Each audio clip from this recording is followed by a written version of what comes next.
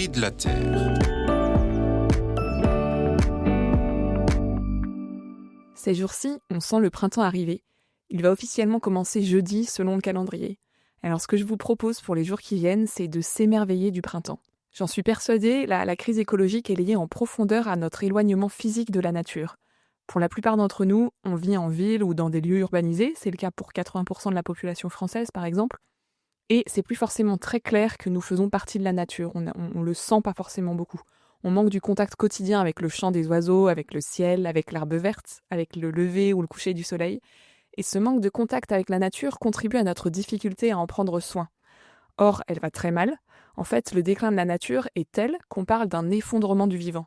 Je vous donne un chiffre en exemple. Dans les villes et les campagnes françaises, les populations d'oiseaux communs ont diminué de 30% en 30 ans. La LPO, qui est une des grandes ONG de protection de la nature en France, a déclaré symboliquement un deuil de la nature ces jours-ci pour alerter sur le besoin urgent de prendre soin de la biodiversité. Pour inverser cette tendance mortifère, je vous propose de saisir l'occasion de l'arrivée du printemps pour prendre le temps de nous émerveiller devant la nature, ce qui nous aidera par la suite à changer nos pratiques. En ce moment, les oiseaux chantent à tue-tête. Si on prête l'oreille, on peut les entendre partout, même en ville. Même à Paris où je vis, j'en entends dans mon quartier ou sur mon trajet à vélo. Ils s'affairent, ils construisent leur nid, ils se préparent à accueillir des petits. C'est aussi la période où la végétation se prépare à exploser. Des fleurs commencent à apparaître à certains arbres et arbustes. Sur le rosier qui est à ma fenêtre, de nouvelles feuilles sont en train de se déployer.